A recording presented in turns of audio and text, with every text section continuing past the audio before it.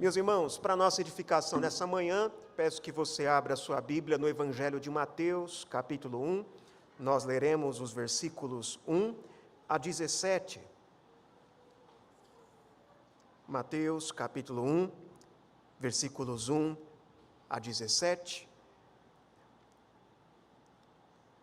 Nos próximos domingos, nós daremos início, nos cultos matutinos, a uma série de sermões no Evangelho de Mateus. Estudaremos, a princípio, os capítulos de 1 até o 7. Então, peço que você se atente à leitura e, caso você esteja pensando num plano de leitura para 2025 e queira acompanhar, eu recomendo que você leia o Evangelho de Mateus, vá lendo as perícopes que serão pregadas, e assim você pode se preparar para acompanhar as mensagens. Mateus, capítulo 1, versículos 1 a 17. Assim diz a palavra de Deus. Livro da genealogia de Jesus Cristo, filho de Davi, filho de Abraão. Abraão gerou a Isaque, Isaque a Jacó, Jacó a Judá e a seus irmãos. Judá gerou de Tamar a Pérez e a Zera, Pérez gerou a Esrom, Esrom a Arão, Arão gerou a Aminadab a Naasson, Naasson a Salmão, Salmão gerou de Raabe a Boaz, e este de Rute gerou a Obed, e Obed a Jessé. Jessé gerou ao rei Davi. E o rei Davi a Salomão, que fora a mulher de Urias. Salomão gerou a Roboão, Roboão a Abias, Abias a Asa. Asa gerou a Josafá, Josafá a Jorão, Jorão a Uzias, Uzias gerou a Jotão, Jotão a Acás, Acás a Ezequias. Ezequias gerou a Manassés, Manassés a Amon, Amon a Josias. Josias gerou a Jeconias e a seus irmãos no tempo do exílio na Babilônia. Depois do exílio na Babilônia, Jeconias gerou a Salatiel, e Salatiel a Zorobabel, Zorobabel gerou a Abiúde, Abiúde a Eliaquim, Eliaquim a Azor, Azor gerou a Sadoc, Sadoc a Aquim, Aquim a Eliúde, Eliúde gerou a Eleazar, Eleazar a Matã, Matã a Jacó, e Jacó gerou a José, marido de Maria, da qual nasceu Jesus, que se chama o Cristo. De sorte que todas as gerações, desde Abraão até Davi, são 14, desde Davi até o exílio na Babilônia, 14, e desde o exílio na Babilônia até Cristo, 14. Vamos orar mais uma vez, pedindo a iluminação de Deus. Senhor Deus e Pai, nós ouvimos Tua palavra, nós a lemos, e agora nós pedimos, ó Pai, que o Senhor nos dê a entender aquilo que o Senhor revelou aqui a respeito de Cristo, ó Pai. Nos ajude a compreender e a olhar para a história e enxergar a Tua fidelidade, a Tua mão bondosa, ó Pai, dirigindo todos os acontecimentos para nos trazer salvação por intermédio do Filho. Pedimos, ó Pai, que o Senhor nos capacite a compreender, porque nós sozinhos não conseguimos. E nós oramos assim, no nome do nosso Senhor Jesus Cristo. Amém. Genealogia costuma ser aquela parte da Bíblia que a gente pula, não é? Eu sei, quando você está naquele seu plano de leitura da Bíblia toda, anual, quando você chega no livro de Números, às vezes dá uma vontade de pular alguns capítulos, alguns textos ali, não é verdade? A gente passa rapidão assim, só para dizer que leu, mas sem prestar muita atenção. Mas o fato é que as genealogias nos ensinam lições muito importantes. As genealogias não estão na Bíblia à toa. Elas fazem parte da Escritura, elas são palavra de Deus. Elas nos trazem lições e não estão ali só ocupando espaço. Nós vemos genealogias no livro de Gênesis, nós vemos lá no livro de Números, nós temos genealogias das dinastias de Israel e Judá, nos livros de Reis, Crônicas, também lá em Neemias, Esdras, nós temos registros ali após o exílio babilônico, e agora, no começo do primeiro evangelho do Novo Testamento, o primeiro, pelo menos na ordem canônica da nossa Escritura, nós também temos uma genealogia, a genealogia de Jesus. E olha que interessante, que essa genealogia está bem no início do Novo Testamento, como que marcando ali essa intersecção, essa ligação entre o Antigo e o Novo Testamento. porque isso nos mostra, isso está aqui para nos mostrar que a vinda de Jesus é a culminação dessa história. Todas aquelas genealogias, todos aqueles registros, toda aquela esperança que nós vemos no Antigo Testamento da vinda de um descendente, uma semente, daquele que vem para resolver o problema do pecado, isso vai culminar na vinda do nosso Senhor Jesus Cristo. É sobre isso.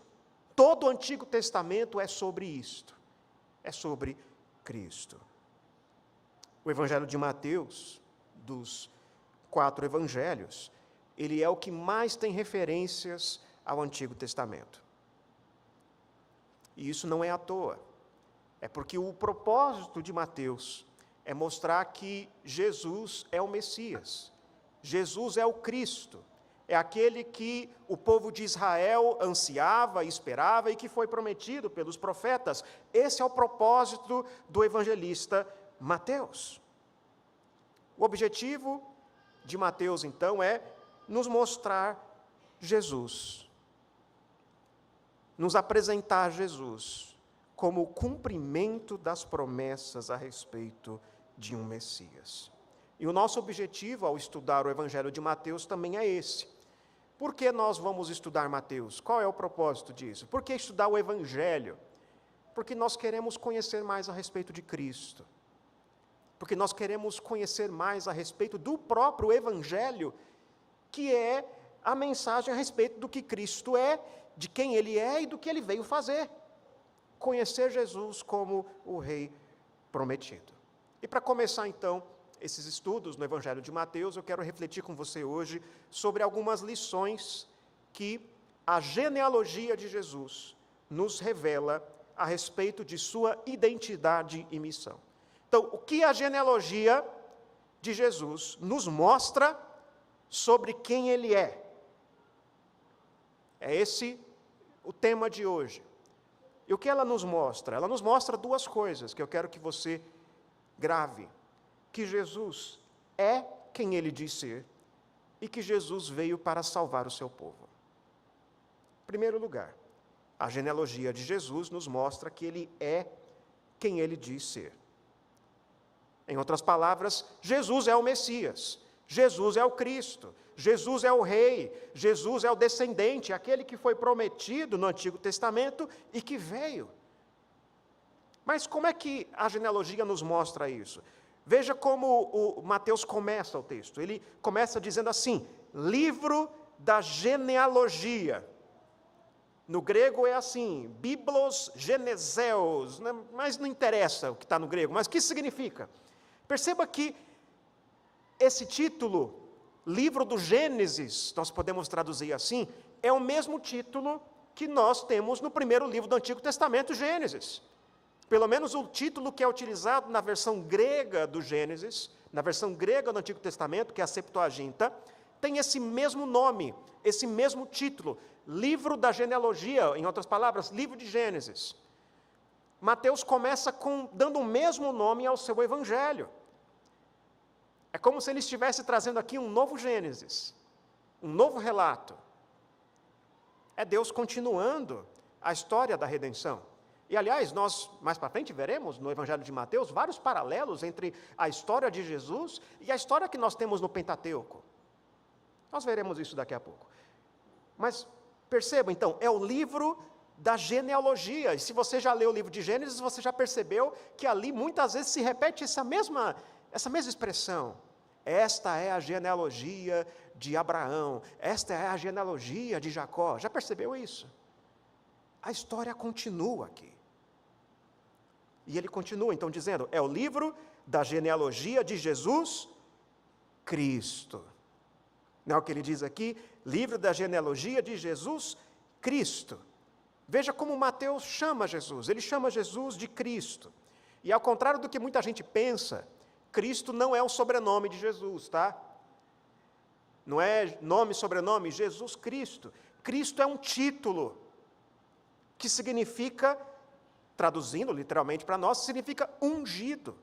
É a tradução para o grego do termo Messias, que nós encontramos no Antigo Testamento e que significa ungido. Na Antiga Aliança, no Antigo Testamento, os oficiais, os sacerdotes, reis, eles eram ungidos com óleo na cabeça para receberem ali a capacitação para o seu ofício. Um óleo era derramado sobre a cabeça daquele que era ungido, simbolizando ali, significando a capacitação do Espírito Santo para a realização da tarefa. Então, reis eram ungidos, sacerdotes eram ungidos.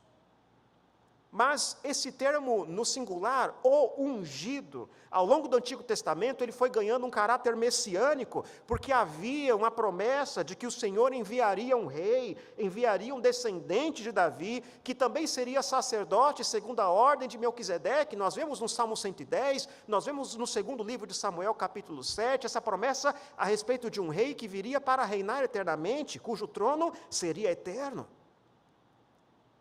E quando Mateus, então, diz genealogia de Jesus Cristo, já nas primeiras palavras do seu evangelho, Mateus está dizendo, é Jesus, esse rei, esse sacerdote, esse profeta, aquele que foi prometido, o Messias, é Jesus.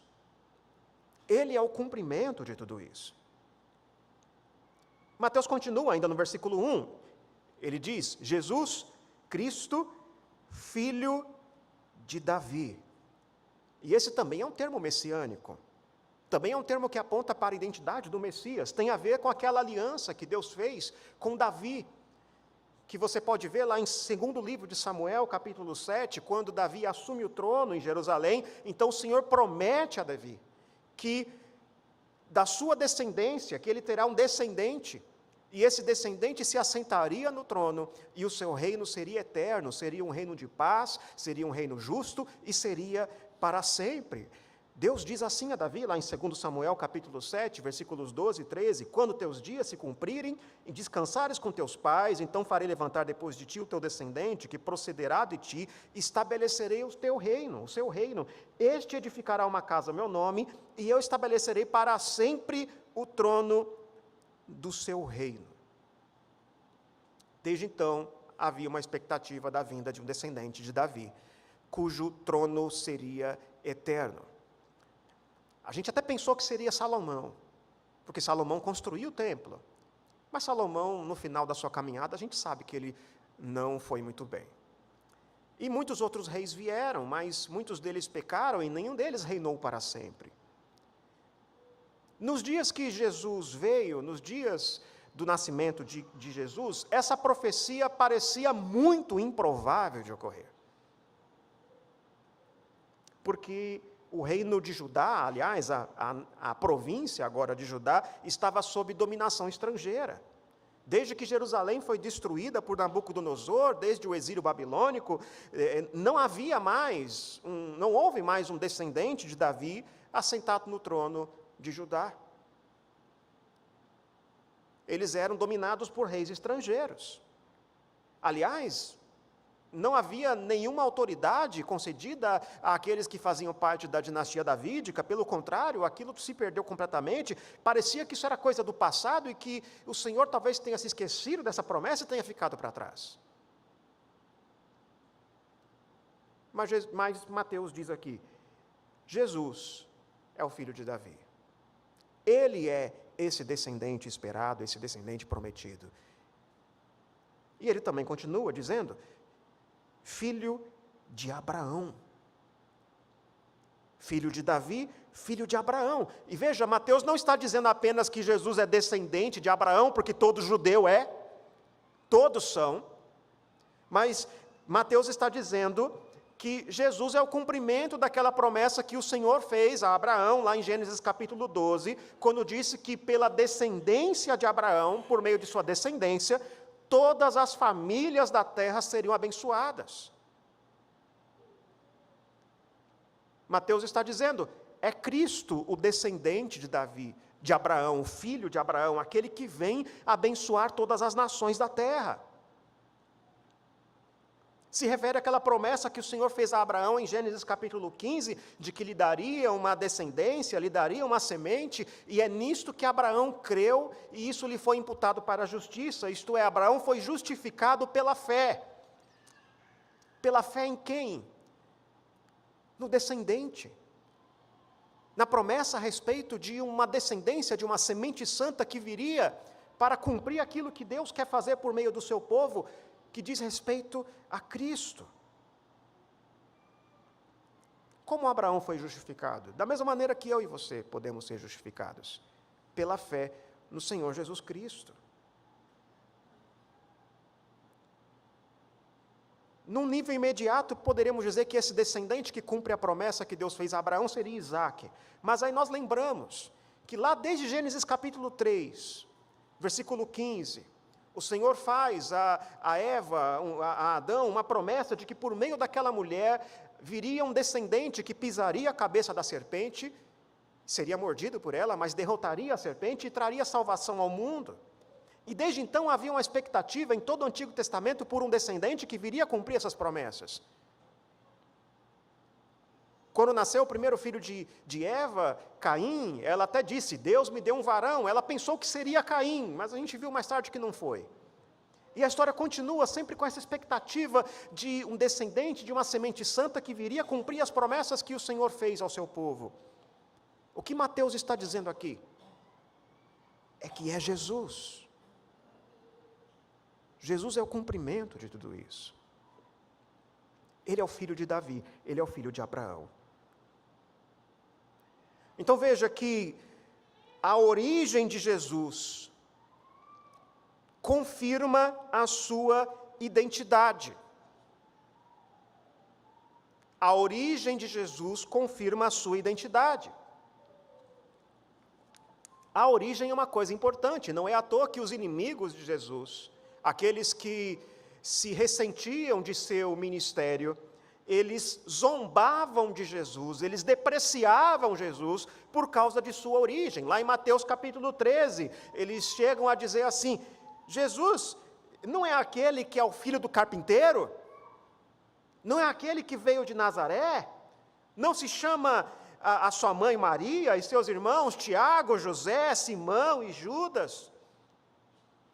Eles depreciavam Jesus, zombando de sua origem. Eles diziam, se Jesus é esse que veio de Nazaré, se Jesus é esse filho de carpinteiro, ele não pode ser o Cristo.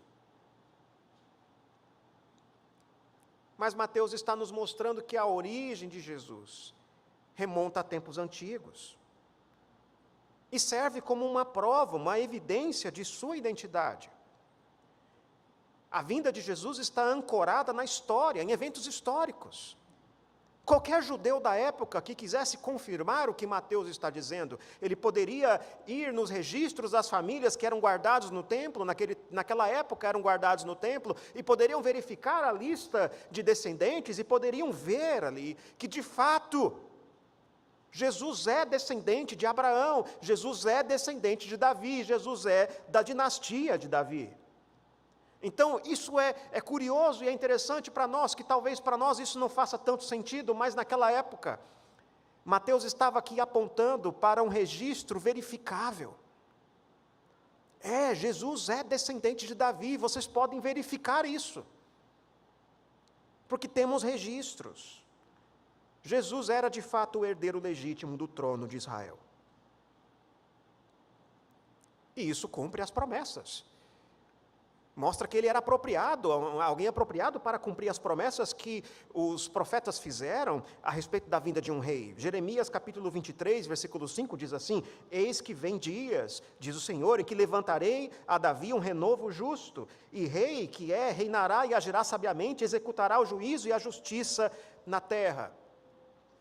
Jeremias 33, versículo 15, naqueles dias, naquele tempo, farei brotar a Davi um renovo de justiça, ele executará juízo e justiça na terra. O que Mateus está dizendo é Jesus esse rei, ele é o filho de Abraão, ele é o filho de Davi, ele representa Israel de uma maneira que nenhum outro pode representar. E o que nós vemos nos capítulos a seguir é que há muitos paralelos entre a história de Jesus e a história do próprio povo de Israel. Um exemplo, o povo de Israel teve de passar um tempo no Egito. Jesus também. O povo de Israel ficou 40 anos no deserto. Jesus, para ser tentado pelo diabo, ficou 40 dias, não é? Há muitos paralelos, e quando nós vamos acompanhando a história, nós percebemos que propositalmente Mateus nos mostra isso, para dizer, olha, Jesus é de fato o rei que vem para salvar o seu povo, o povo de Israel. Meus irmãos, tem gente hoje em dia que duvida da identidade de Jesus. Há muitos que veem Jesus como um mero profeta, um filósofo, um cara gente boa, mas não como o Filho de Deus. Há muitos que questionam a veracidade histórica dos evangelhos. E veja, meus irmãos, muitas vezes isso não começa diretamente com um questionamento a respeito da identidade de Jesus. Mas muitos começam questionando, por exemplo, a historicidade de Abraão, a historicidade de Moisés, a historicidade de Davi. Muitas pessoas começam a aceitar teorias, como a teoria das fontes, do Pentateuco, e aos poucos eles vão colocando toda a narrativa bíblica em xeque. Mas perceba que Mateus amarra a história de Jesus, a história de Davi e Abraão de maneira histórica. Se você derruba uma coisa, você derruba outra. Jesus é ancorado na história, a vinda de Cristo. Ele é da descendência de Davi. Isso é um fato verificável. E veja que, se naquele tempo poderia haver alguém que negasse a historicidade, a identidade de Jesus, mas eles não fariam por falta de evidências, porque havia muitas evidências de que ele é o filho de Abraão, o filho de Davi e o filho de Deus. Havia registros históricos de seu nascimento, morte e ressurreição, e nós temos também muitas evidências e muitos motivos para crer que isso é verdade. Há informações históricas e geográficas que a Bíblia nos traz e que são precisas. O Novo Testamento é o texto histórico da Antiguidade mais bem preservado. De modo que, se tem alguém hoje que duvida da identidade de Cristo e do que Ele é, de quem Ele é, não o fazem por falta de evidências, mas por pura rebelião. Eles se recusam a crer.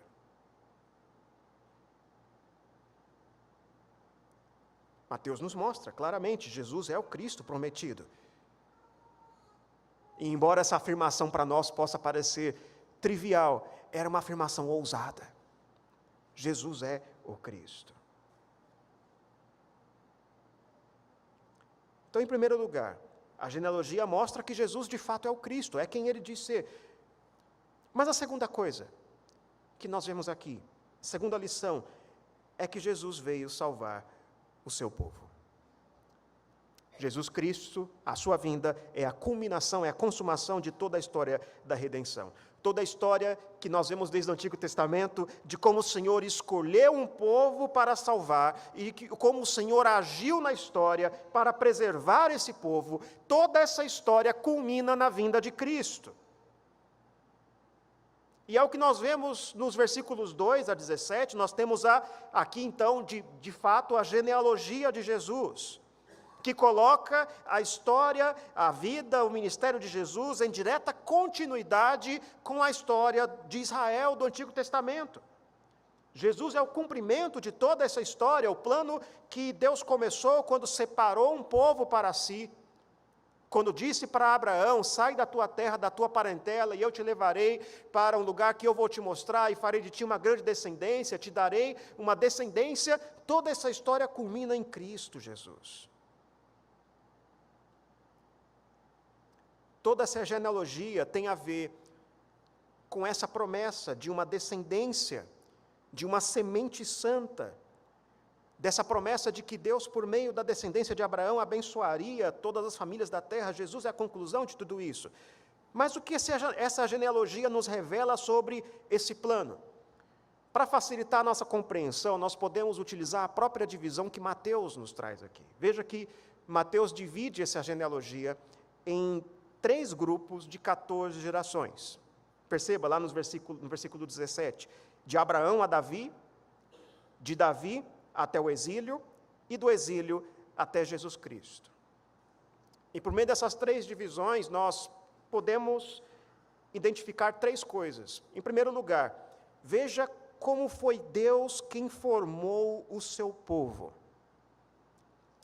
Esse povo, o povo de Israel, o povo da aliança, é um povo que o próprio Deus formou, o próprio Deus preparou.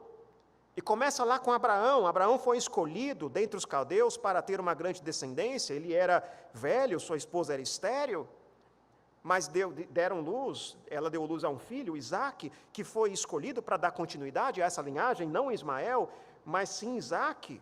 Foi escolhido para dar continuidade à semente santa, e a história continua depois com Esaú e Jacó, e Esaú não foi escolhido, mas Jacó foi escolhido para dar continuidade a essa semente santa.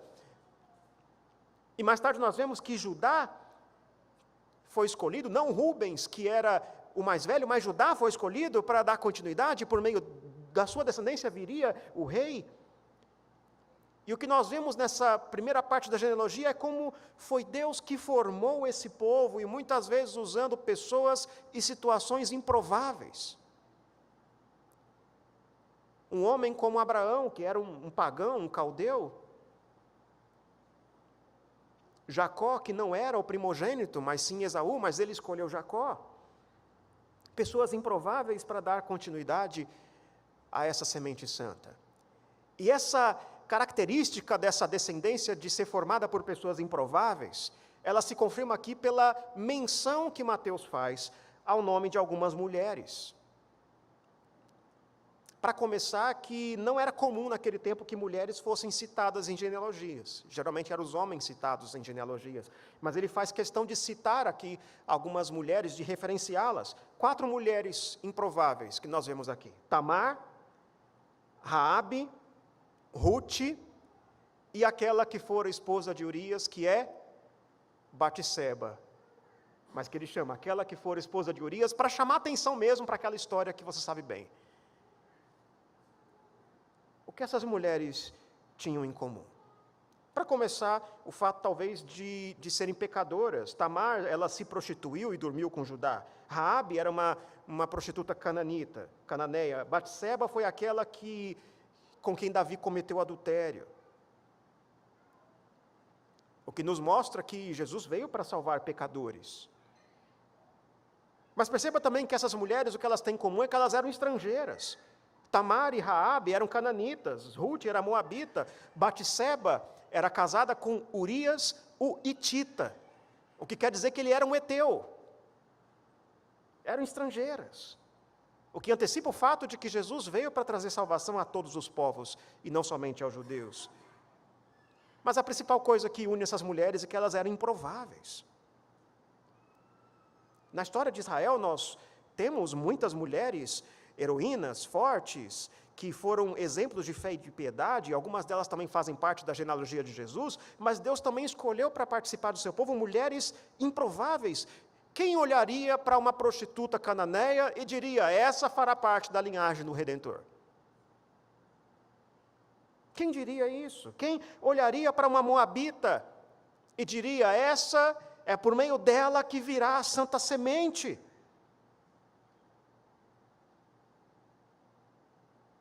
Mas Deus, o Senhor decidiu trazer Jesus de um modo incomum. Aliás, de um modo sobrenatural. Você deve se lembrar da história, Gênesis 38. Veja a história de Tamar, como ela teve um filho com Judá. Foi algo totalmente fora do comum. Veja a história de Raabe, em Josué capítulo 2, era uma prostituta, mas que se coloca ao lado dos israelitas e acaba na linhagem do Messias. Leia o livro de Ruth, que nos mostra como Deus dirigiu todos os acontecimentos para salvar a descendência e, por meio dessa descendência, trazer o seu rei Davi. E algo curioso sobre o livro de Ruth é que o próprio livro nos mostra que Ruth fora casada com a filha de Noemi, com o filho de Noemi, e por 10 anos não tiveram nenhum filho.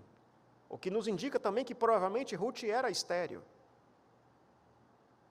Mas Deus lhe fez nascer um varão. Também foi assim com Maria, uma jovem, virgem, simples, que o Senhor escolheu para dar luz ao Messias de modo improvável, de modo sobrenatural, concebido pelo Espírito Santo. Então veja como é Deus que forma esse povo. Não é um povo que surge de modo natural. Outra coisa que você deve observar aqui, agora nos versículos 6 a 11, perceba como é o Senhor que preserva esse povo, apesar dos pecados deles.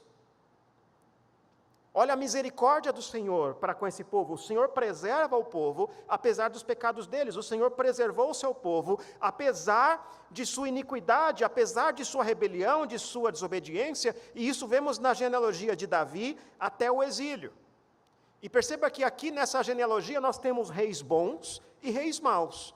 Você deve se lembrar do livro de Reis. Várias vezes diz assim, ele fez o que era reto perante o Senhor. Aí vem outro rei, e ele fez o que era mal perante o Senhor. Lembra disso? E o que nós temos aqui? Aqui você tem Roboão, que era um rei perverso. Asa e Josafá eram bons reis. Então vem Jorão, que era um rei perverso. E o povo de Deus estava num ciclo de declínio espiritual que culmina em Manassés, que foi o rei mais perverso. E o que é surpreendente aqui é que Manassés faz parte da linhagem do Messias.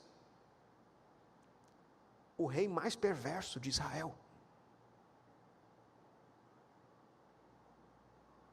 Aquele que profanou o templo.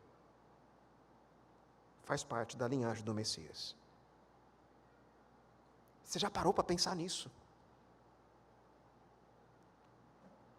Apesar do pecado daquele povo, apesar da infidelidade, o Senhor preservou a santa semente. Porque havia uma promessa de que o trono de Davi seria um dia restaurado e Israel voltaria aos tempos de glória como nos tempos de Davi. Nos tempos mais sombrios o Senhor manteve essa promessa, mesmo diante do pecado. E meus irmãos, que boa notícia para nós isso, não é? Que bom saber que apesar do pecado, apesar da infidelidade, apesar de tantas vezes nós caímos no mesmo erro, isso não anula as promessas de Deus. Que bom saber disso. Que bom saber que nunca haverá um momento em que nós vamos até Deus, até o Senhor em oração, para confessar um pecado, e Ele dirá assim, você de novo? Esse mesmo pecado?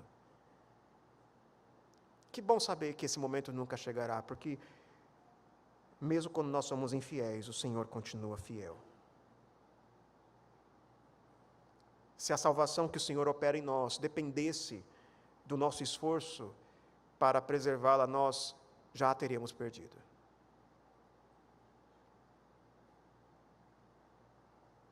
Veja também como o Senhor permaneceu fiel. Então, quando o seu povo foi mais infiel. Versículos 12 a 16.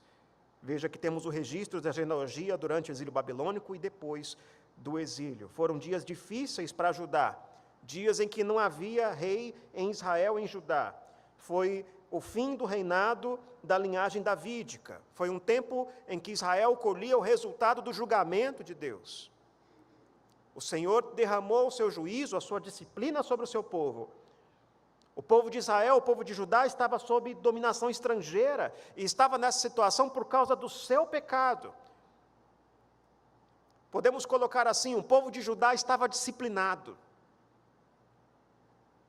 Sim, eles foram disciplinados por Deus. Porque tudo isso era consequência do pecado deles, eles foram castigados. Mas mesmo nesse tempo do julgamento, da disciplina, do juízo, o Senhor não abandonou a promessa de restauração. Profetas anteriores, como Isaías, Jeremias e Amós, eles anteciparam que o trono de Davi seria em algum momento restaurado. E aqueles profetas que atuaram durante o período pós-babilônico, como Zacarias e Ageu, confirmam essa promessa. De fato, o Senhor vai restaurar tendo a caída de Davi. Isso nós vemos nessa linhagem, como, por exemplo, vemos aqui muitos judeus que retornaram com Esdras e Judá, junto de Zorobabel, que era um descendente de Davi. E Zorobabel, ele funciona como alguém que aponta para o Messias, porque ele era da linhagem davídica, estava ali junto do seu povo. O Senhor não abandonou sua promessa. Aliás, o que nós vemos aqui nesse registro é que até mesmo durante aquele período intertestamentário, aquele período em que não houve nenhuma nova revelação da parte de Deus, ainda assim, o Senhor estava preservando a santa semente. Mesmo em meio à disciplina, tendo punido o seu povo, a promessa se cumpre na descendência, na genealogia de Cristo Jesus. E Jesus vem para completar essa história. Agora atente-se para o versículo 17. Mateus divide a genealogia, então, em 3 grupos de 14 gerações. E muitos comentaristas se dividem, eles debatem, por que Mateus faz isso? Qual é o propósito dessa divisão que nós vemos aqui, em 3 grupos de 14 gerações? Uma das possíveis razões que alguns comentaristas apontam é que talvez fosse mais fácil para memorizar, porque era o costume dos judeus, a tradição oral, passar informações por meio da tradição oral e a memorização da palavra de Deus, e agrupar é uma maneira de facilitar a memorização. Então, alguns dizem, dividiu assim para que todos se lembrassem de cor.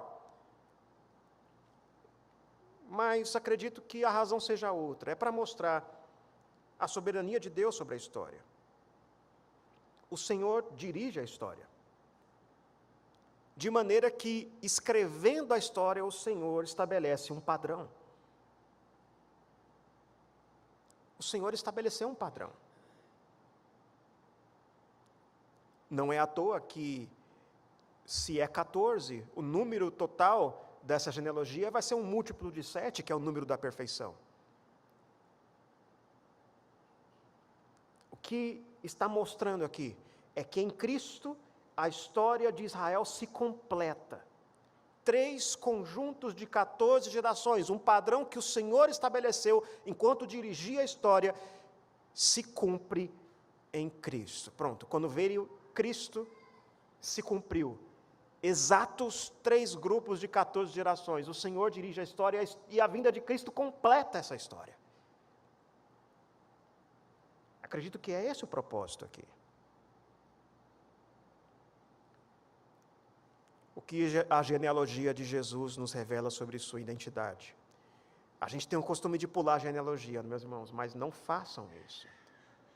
A história de Jesus está ancorada no Antigo Testamento, nas promessas que nós vemos no Antigo Testamento. Ele é o Messias prometido, ele veio cumprir o plano redentor de Deus na história, e o Senhor dirigiu os acontecimentos, usando pessoas improváveis, situações inusitadas, fez promessas, manteve as promessas enquanto o povo foi infiel, mesmo debaixo de disciplina, e tudo isso mostra a fidelidade do Senhor. E o propósito da vinda de Jesus. Jesus veio para salvar o seu povo. Jesus veio para cumprir aquilo que Israel falhou em cumprir. O povo de Israel falhou em obedecer à lei, o Senhor cumpriu a lei, Jesus cumpriu a lei. O povo de Israel não conseguia restabelecer o reinado, mas Jesus veio e reedificou a tenda caída de Davi, inaugurou o reino de Deus. Ele morreu pelos pecados do seu povo e ressuscitou ao 3º dia, para que nós pudéssemos ter vida eterna. Não pule genealogias, porque elas mostram a misericórdia de Deus. Se você pensa assim, mas eu não sou digno de receber tal salvação, a minha história, pastor, você não conhece, a minha história é muito feia, eu fiz coisas terríveis no passado. Então, olhe para genealogias. Será que você é pior do que Tamar, Raabe? Será que você é pior do que tais pessoas? Talvez sua família seja tão problemática quanto a de Abraão, Isaque e Jacó. Briga entre irmãos, briga entre marido e mulher. Talvez no passado você tenha sido criado fora da igreja, longe do povo de Deus. Mas olhe a genealogia. Em Cristo você é justificado e passa a fazer parte da família de Deus. Você passa a ser um descendente de Abraão, filho de Abraão. De modo que essa genealogia passa a ser sua também. Essa também é a sua história, também é a sua origem. Basta crer no Senhor Jesus Cristo. Creia no Senhor Jesus. Não importa qual seja a sua situação, o seu passado, olhe para Cristo, receba o perdão dos seus pecados, porque é para isso que Cristo veio, para salvar pecadores como eu e você. Que o Senhor nos abençoe.